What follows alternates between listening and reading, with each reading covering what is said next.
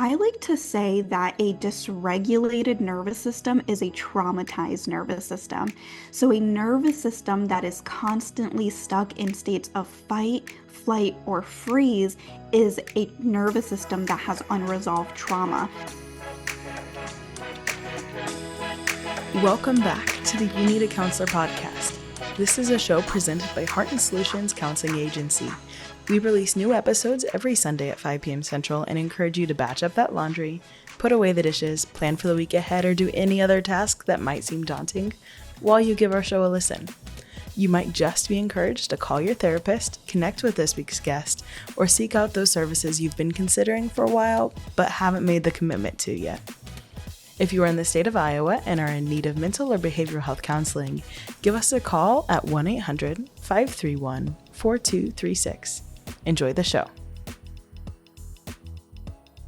Hello, and welcome back to the You Need a Counselor podcast. My name is Dr. Julie Johnson. I'm the president and founder here at Heart and Solutions Mental Health Counseling and Behavioral Health Counseling in Iowa. And I'm Chrissa Hunt. I am the vice president in charge of our behavioral health department.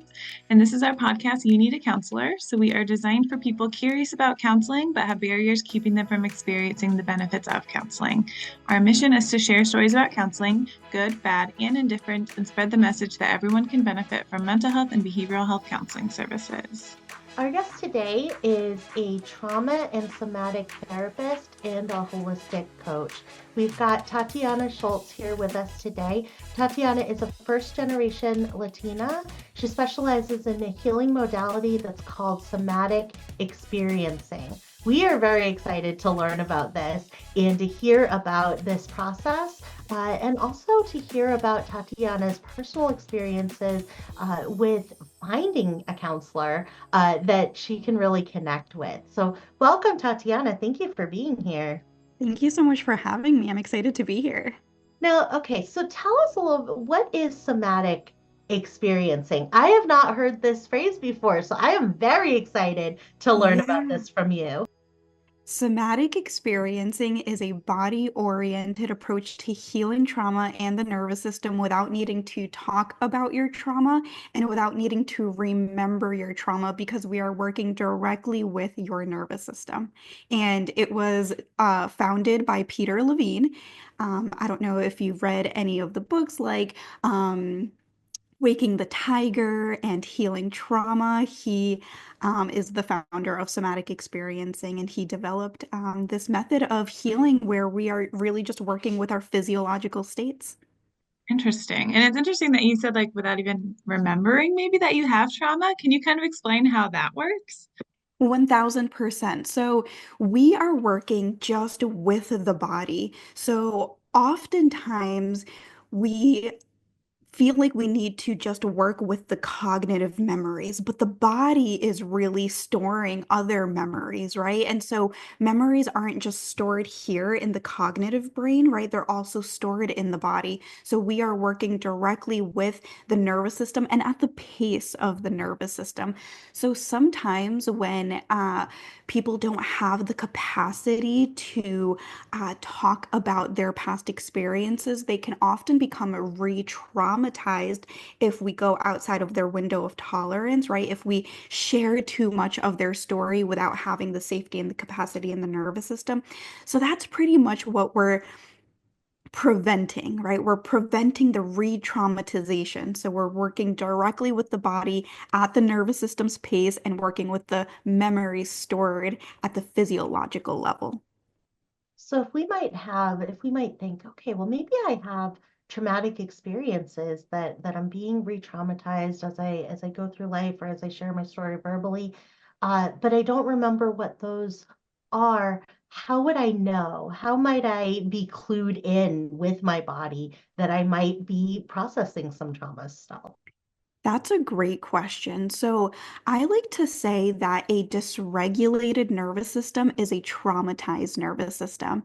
So, a nervous system that is constantly stuck in states of fight, flight, or freeze is a nervous system that has unresolved trauma. So if you're noticing that you are constantly being defensive, or you're irritable all the time, or you're angry all the time, or resistant, or you have a lot of anxiety and you spend a lot of time there, right? So hours, days, months, years in these states of fight or flight or freeze where you're feeling depressed, burnout, chronic fatigue, dissociation, right? Whenever we're in these states of fight, flight, or freeze for a long period of time and we get stuck there, that's a good indicator that we have unresolved trauma. So, what do your sessions look like? I know you can do them online. So, how do you help work with people on releasing that from their bodies? Yeah, so my job is to track the person's nervous system. So I track their nervous system based on their tone of voice, their expressions, their body language, what they're reporting back to me. Really, I'm observing their entire body and the way that they present themselves. And based on what I'm observing, based on what they're telling me, I know which state of survival they're in or which state their nervous system is in. So I know if they're in a state of fight, flight, freeze, or in a parasympathetic state just by observing their body, just by what they tell me.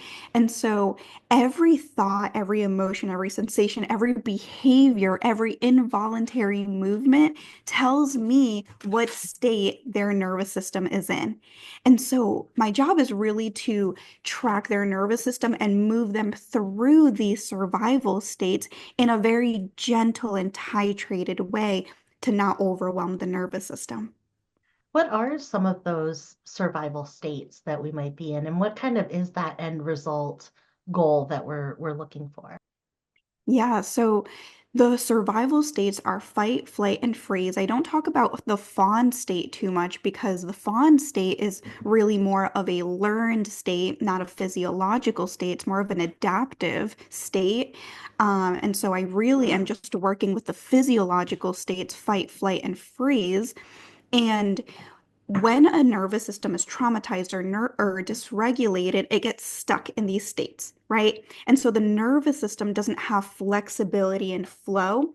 So a regulated nervous system or a healed nervous system is a nervous system that can go into these states of activation, fight or flight, and then easily come back down into a parasympathetic state without getting stuck, right? A nervous system that can feel all of the sensations, all of the emotions in the body without getting overwhelmed. So that's the goal, to discharge survival energy and to create that flexibility and flow in the nervous system so that we're not getting stuck in these survival states.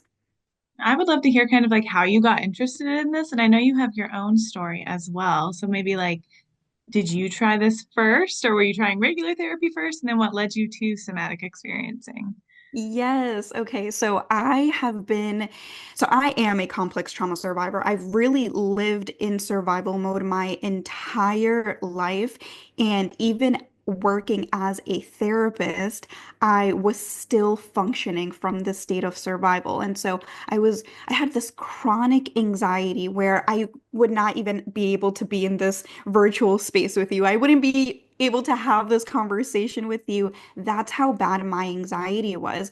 And I was constantly falling into these states of freeze where I was burnt out. I was dissociating all of the time in conversations while I was driving.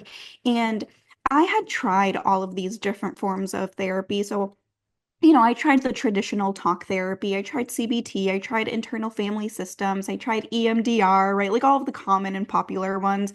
And I eventually came to the conclusion, this is just who I am. I just need to learn how to cope with what I'm experiencing because while these therapies were so, so, so helpful for me in terms of gaining insight and understanding myself, I still didn't feel any better. I had more insight and knowledge, but for some reason, I just couldn't shake off really that anxiety or that panic that would come over me whenever I was in relationship with people or really just anywhere. If I had to go into a meeting, things like that. And so I really started to identify with my anxiety. I started to say, this is just who I am. And because I was in this constant state of survival mode, sympathetic activation, I was always on the go, right? So hustle. I was go, go, go. I need to always work more than 40 hours a week. I was working in community mental health at the time. And I was always asking my supervisor for all of the high risk clients because I needed that stimulation, right? I needed that constant stimulation for my body. And then 2020 came and we all started to work from home.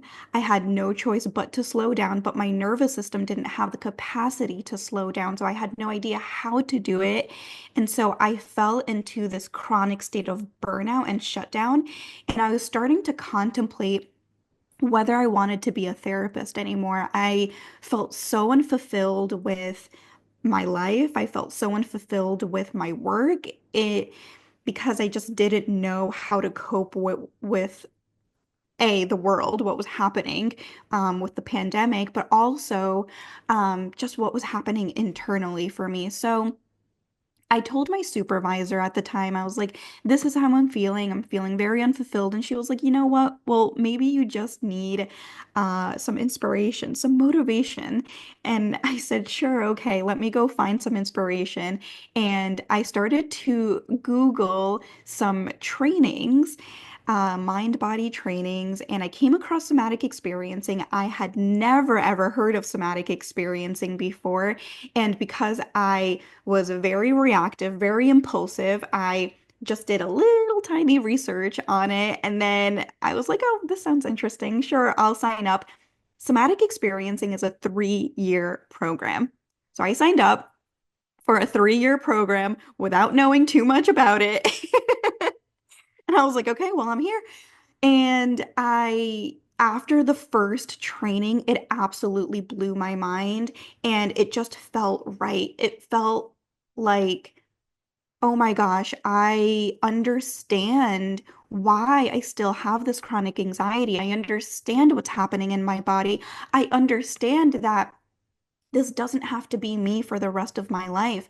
I can actually shift out of survival mode. And that's what started to happen because part of the somatic experiencing training requires you to have your own personal sessions. And so while doing the training, I was also starting to do my own personal somatic experiencing sessions, and I started to notice a shift in my nervous system. I was feeling more grounded, more present. I wasn't feeling as anxious when I would speak to people. Um, and I started to really view things a lot differently, not just myself, but the world. I almost felt like I was living in this box and I had almost like tunnel vision. And once I started to shift out of this chronic state of survival, I started to see that there were other possibilities for me. And that's when I left my community mental health job. I started my own private practice. And then I started to do all of these great things with my life, and I truly do not believe that I would have been able to do that if it wasn't for somatic experiencing. And so now I'm like, I just want the whole world to know about this. Wow. So if somebody is going, yeah, that sounds like me. It sounds like, something that I'd want to try or be interested in. How would somebody go about starting to find a therapist who can do this sort of service? Yeah, that's a great question. Not many people know about somatic experiencing. And so most of the somatic experiencing practitioners are listed under the Somatic Experiencing International Directory, which is traumahealing.org. And so that is the Somatic Experiencing International website where you can find all of the trainings. You can find a somatic experiencing practitioner. Most therapy directories it's harder to find a somatic experiencing practitioner. So if you're specifically looking for a somatic experiencing practitioner, I would recommend the directory. And yeah, most of my clients really just stumble upon my website and they're like, oh, this sounds interesting. And so it's really something that people have no idea it even exists. And most of the women that I work with also come to me as a last resort, right? They're like, I've tried all of the things. I've done every healing modality and I still haven't gotten the relief that I'm looking for. And so that's sort of how they end up in my world, but it's just kind of by accident. They're not the clients that I see aren't actually looking for a somatic experiencing practitioner, which is um, mind-boggling to me because I'm like, it needs to be talked about more. Yeah, definitely. And like you said, you tried all those different modalities of counseling before even hearing or finding out about this too. Can you kind of talk about that experience of going through those different counseling? Why don't you think typical talk counselor, talk therapy worked for you? And then, I don't know, just the difference between that and what to expect out of your sessions with somatic experiencing too. Yeah. So for me personally, I think at the beginning, I wasn't really sure what I was looking for, even as a therapist. But I was a new therapist, and it was my first time going into therapy. Even though I had lived in survival mode really my entire life, I didn't start looking for a therapist until after I became a therapist. And so, I didn't really know what I was looking for at first. And so it was really trial and error. And I've had some really negative experiences, unfortunately, where, you know, therapists have said things that felt insensitive or they weren't really just being mindful of the language that they were using. It's also been really hard to find a Latina therapist. So I've had male therapists, I've had women therapists, but I've never had a Latina therapist. And I'm still on the hunt for a Latina therapist if you're out there. But, you know, I think that as I started to become a more seasoned therapist, I started to look for certain things. And I think that is really hard, right? Once you know what you're looking for, it makes it harder to find a therapist because as a therapist, you kind of know like what the right and wrong thing to do is, right? Right? It's like, wait a minute, I don't think you're supposed to say that, or I don't think you're supposed to do that. And I think that was my experience a lot where I think I maybe had really high expectations for what I was looking for. And don't get me wrong, I had some really amazing therapists, and they really helped me gain insight and an understanding. But I think for me personally, um, understanding my trauma and understanding why I had anxiety didn't make a shift internally for me because they weren't really addressing the feelings in my body. We weren't really working with my body. And so even though I understood all of the coping skills, I knew exactly what I should be doing to support myself. I I couldn't really either get myself to practice them or I wasn't really just noticing a difference in my body. And then once I started to get trained in somatic experiencing, I started to search for a somatic experiencing practitioner.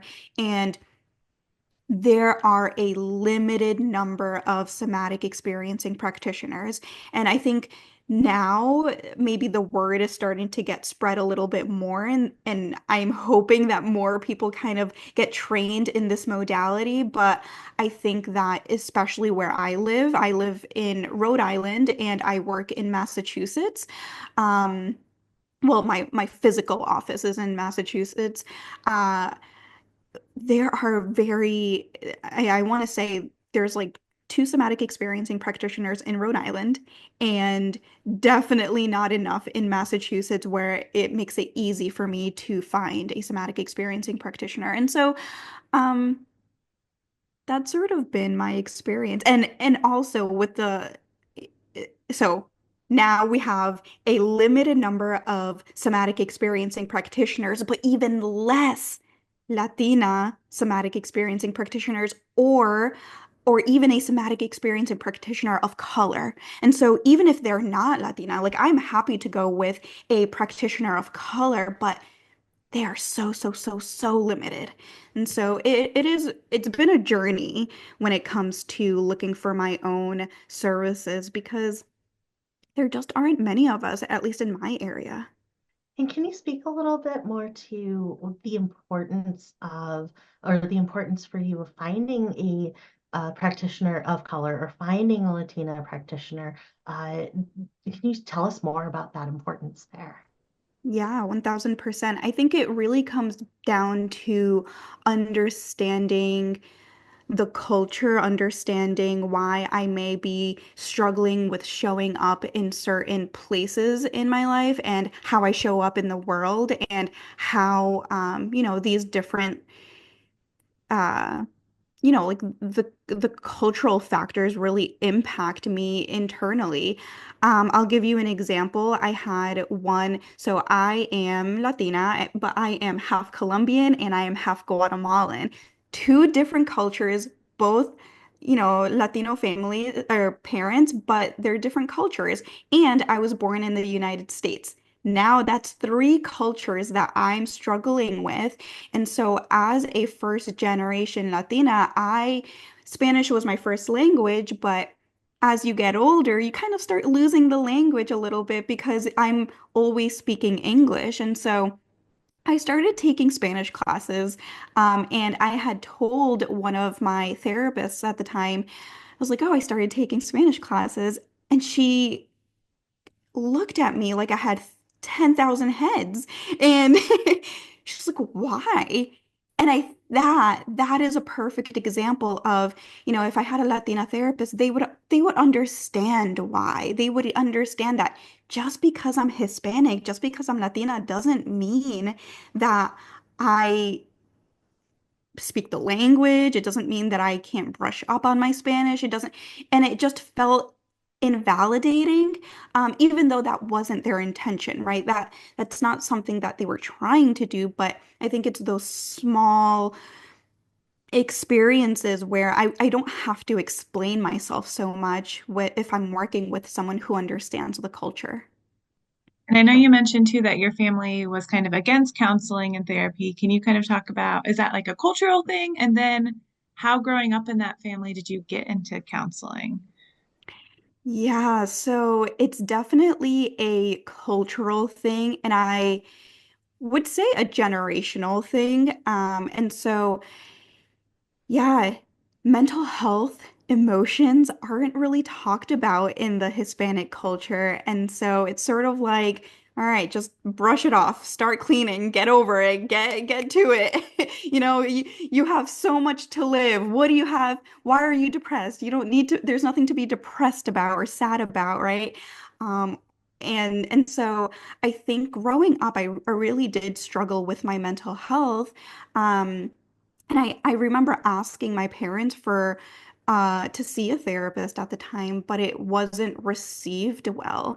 And so even though I was asking to see a therapist, I was never taken to see a therapist. And I struggled because my anxiety was so bad. I would have a lot of physical symptoms. And so I would go, my parents took me to a lot of different doctors for medical reasons, right? For the physical symptoms. But no doctor could figure out what was going on with my body. But in hindsight, looking back with the knowledge that I have now, I know that it was my body experiencing this chronic anxiety that manifested in physical symptoms.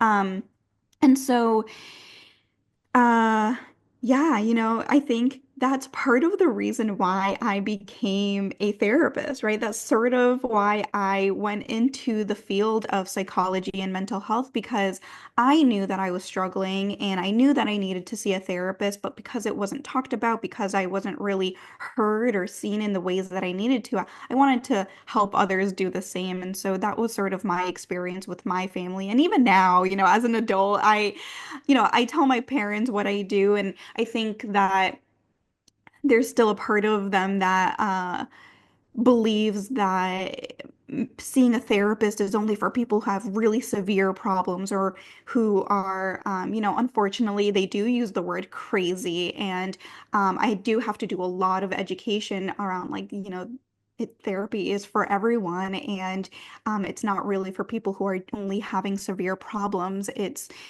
for people who want to just improve themselves and gain insight and grow and work on certain things, right? And so I think that even as a therapist, as an adult who can, talk about these things with my parents, I think it's still hard for them to understand just because that's not what they grew up with.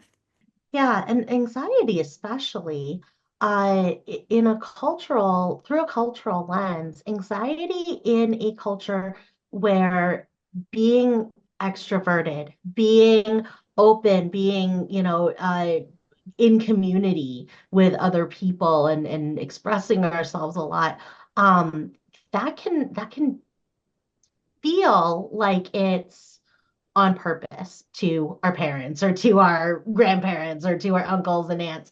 And I grew up in Massachusetts actually, so that's pretty cool that Oh you're my gosh. right. I went to college in Rhode Island, and so and when I was growing up, my parents are very extroverted, extremely extroverted, and so for me, growing up with anxiety, it felt a lot of times like, oh, that's like you being defiant, right? Like that's defiance. That is, you're refusing to do the things that are like you're supposed to do.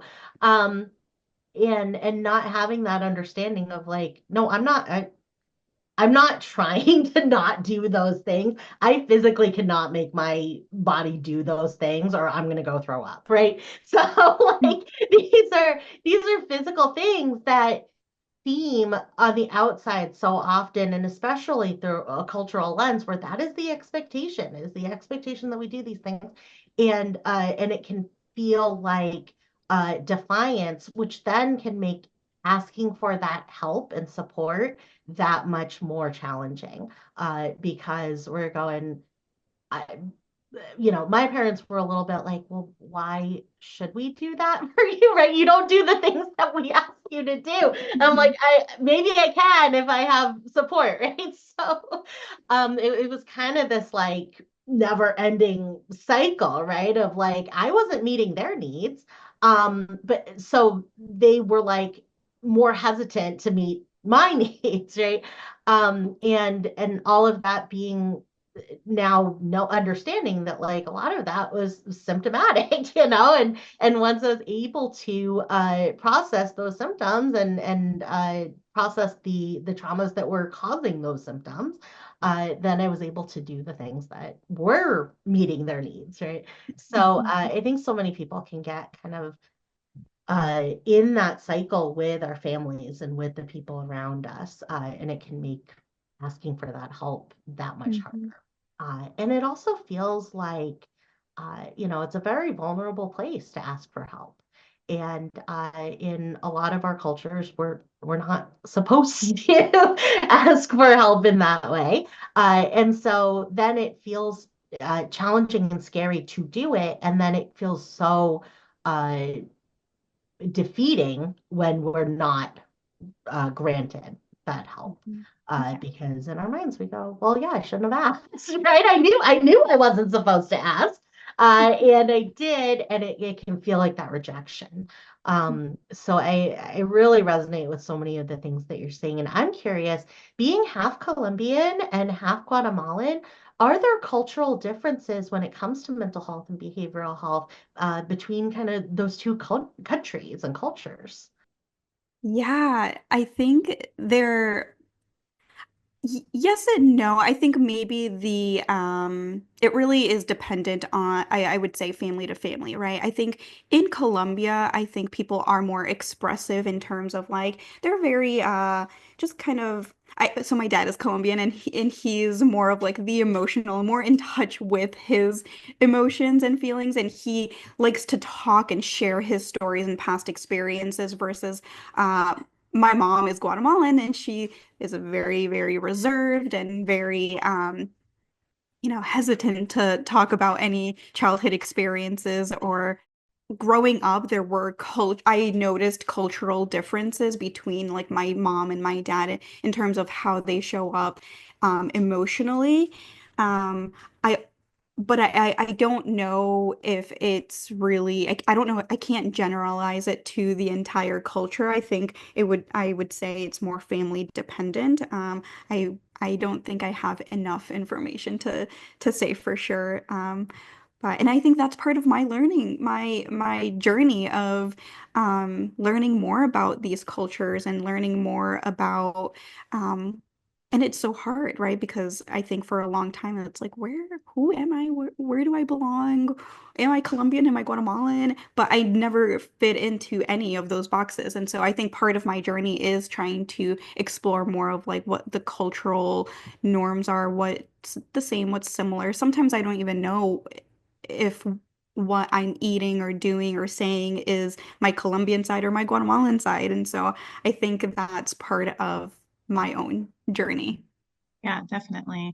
And you mentioned you have your own podcast as well. She is Resilient. Can you give us like some info on what that's about and what people can expect from your podcast? Absolutely. She is resilient, really talks about the resiliency in my own nervous system, but also in other people's nervous systems and bodies. So I like to talk about all things trauma healing, somatic healing, nervous system healing, holistic healing, and how to build resiliency in our bodies, in our nervous systems. And then my guests talk about their healing journeys and how they were able to build that resiliency in their bodies through holistic practices and somatic practices.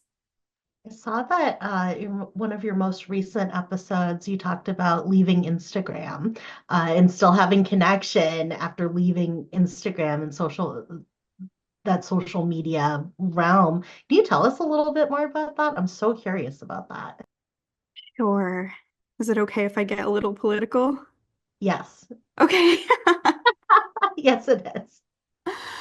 The primary reason I left Instagram was because it just didn't feel right personally for me to be using an app that was owned by a billionaire who really just doesn't care about me, doesn't care about us, doesn't care about anyone, and is really supporting Trump. And I've seen already some of the people that I had been following who were speaking up about injustices in the country who had been restricted with what they could do on the app and the words that they could use on the app. And it felt, it just didn't feel right. And and I want to continue to show up and, um, you know, educate people about these, like what's going on in the country and just keep using my voice. And especially with this new immigration policy. And, I'm a child of immigrants. My parents are immigrants. And so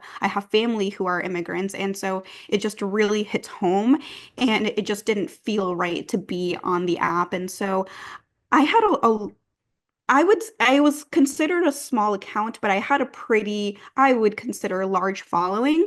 Um, had over 4,000 followers on my Instagram. I was very connected to my community on there, and I absolutely loved providing educational content around the nervous system. But even though I had a strong community and I had a pretty large following, I just didn't want to continue to support this person who was, I mean, obviously doesn't care about us. And so that's why I left. I am continuing to boycott not just Instagram, but other things. And that is the primary reason that I left Instagram. Yeah, definitely. And can you kind of explain, obviously, I'm sure people listening know about what's going on in America right now and our immigration policies. Like, how is that affecting some of your clients potentially and like your own mental health as well?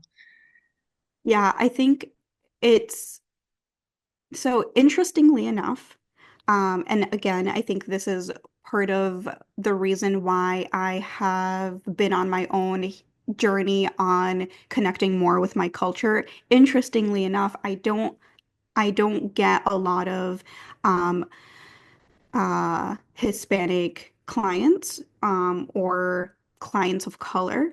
And I think that is really because maybe I just haven't. I think for a lot of reasons. I think that um, sometimes people see me and they just assume that I'm a certain culture. I also haven't been as vocal about my culture historically. And so I've just attracted, I also think I'm a very energy and kind of woo-woo kind of person too. And so I think just energetically, I attract a different population because of my own internal struggles with, just kind of connecting more with my culture and all of that. But I think mostly it has been impacting, my own mental health in terms of, um, I do have a lot of family here in the United States who could be at risk. And, I feel for the people who are, their lives are being completely disrupted. And I think that it's more of my mental health that I'm trying to protect, where I'm, trying to limit as much media that I consume. I want to stay informed, but I don't want to let that burn me out.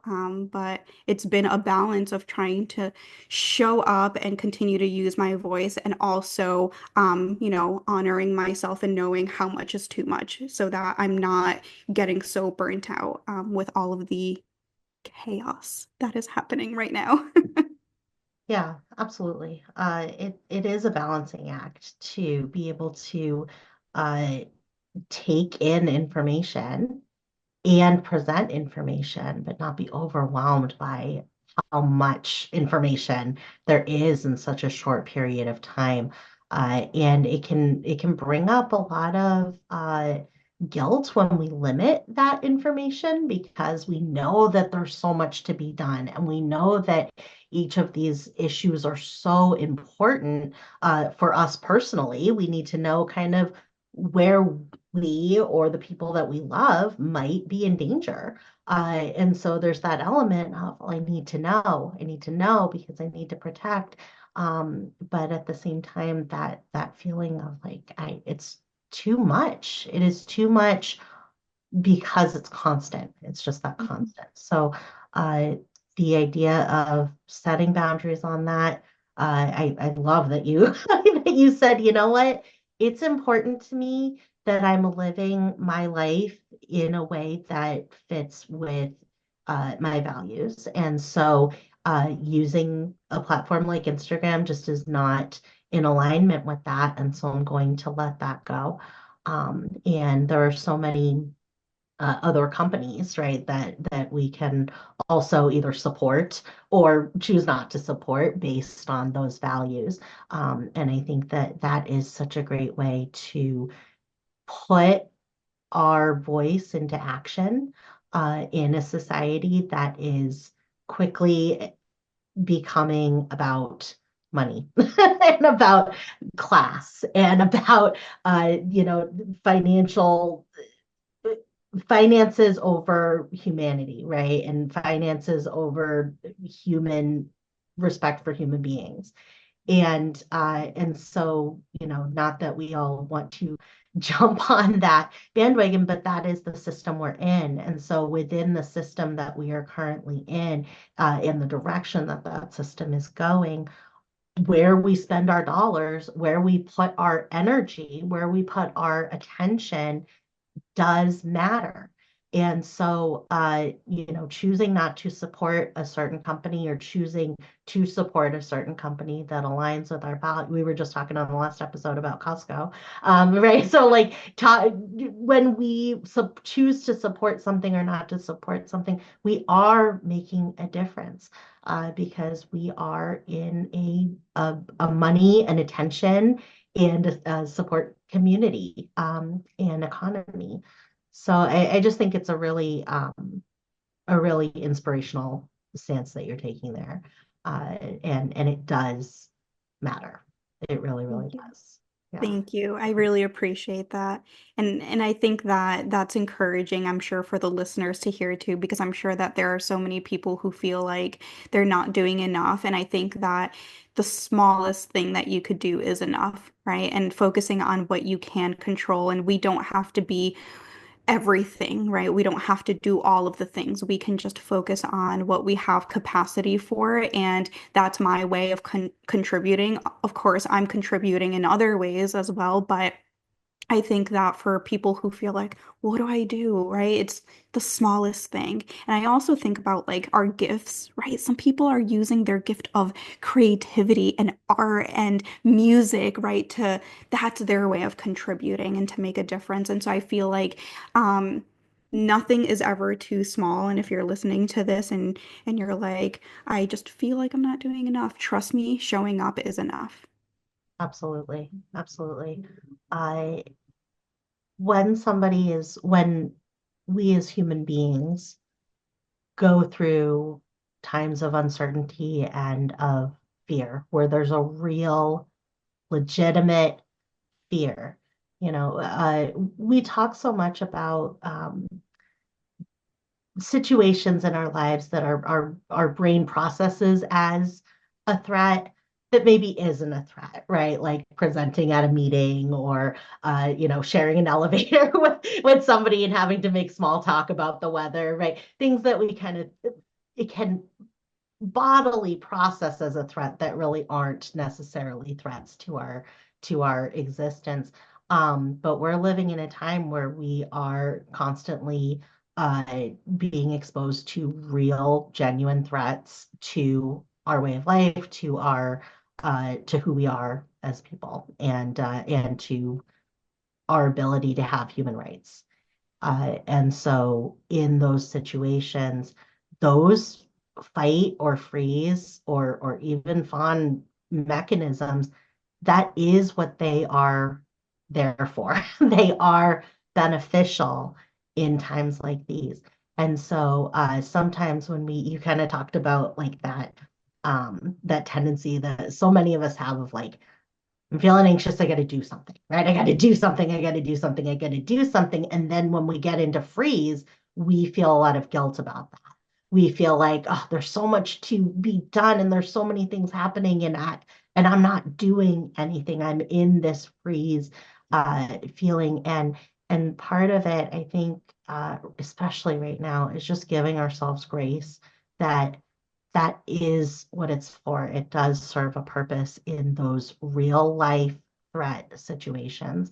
And that we can let those things happen. And you had talked about, letting that goal of our our nervous systems are going to become dysregulated all the time.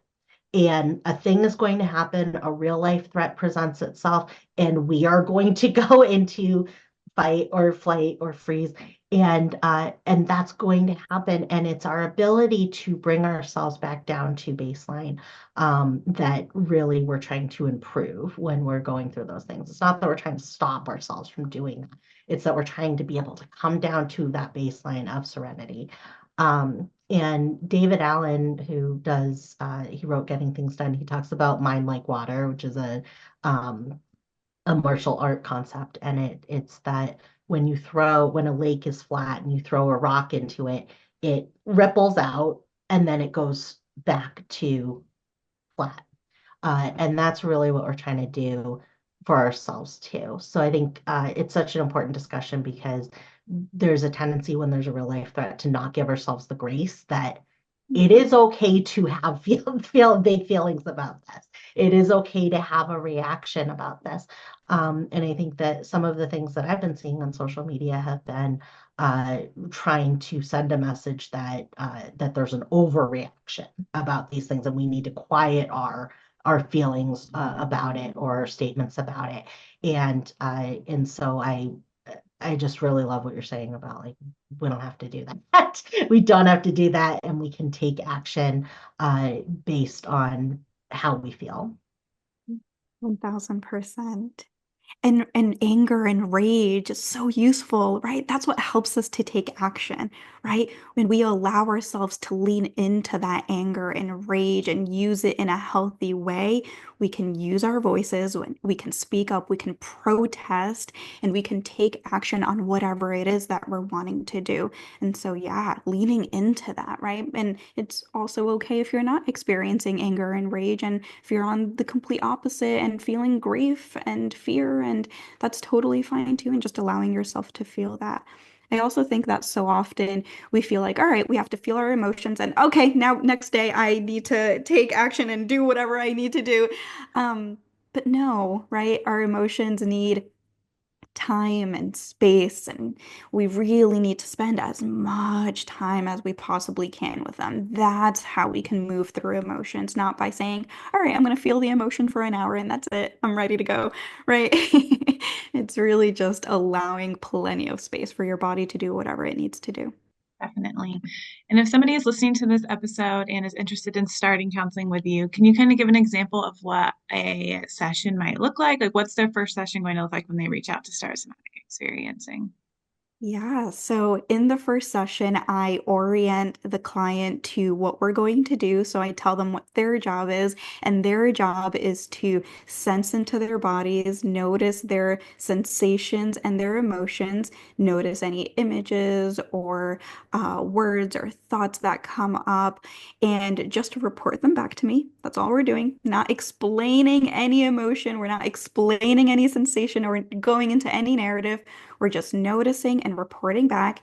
And my job is to take that information and track their nervous system and help them track their own nervous system and gently move them through those survival states based on, we do that through some maybe gentle movement, or really we're following it's dependent on every person because we're following what the nervous system is telling me. And so I'm noticing their involuntary movements and their natural instincts and urges, and we're working with that. And so I'm taking that information from their body and just moving them through the survival state. Does that make sense? I know that's hard. That kind of is like, wait, what?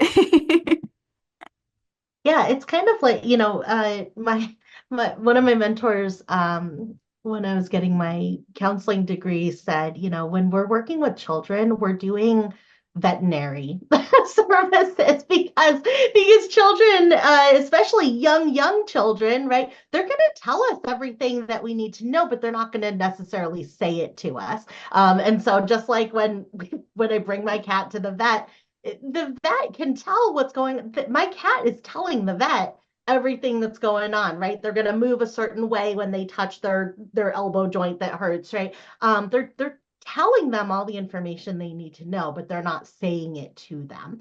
And it sounds like what you're doing is exactly that. Exactly, 1000%. I'm basically just decoding what your nervous system is saying and helping you kind of get back to balance. So in the first session, people typically feel more relieved, more grounded, calm. A lot of people say that they have like a deep sleep after, because we've discharged that survival energy.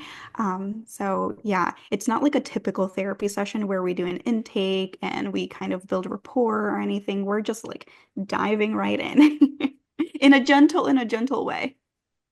What I like about it too is that in that way, there's really not a option to not be authentic in that session. So when we're talking to a therapist, right, we can say things to portray ourselves a certain way. We could be doing wish fulfillment, right? We could be doing trying on different things. We could be testing, okay, well, if I say this, how are you gonna react to that?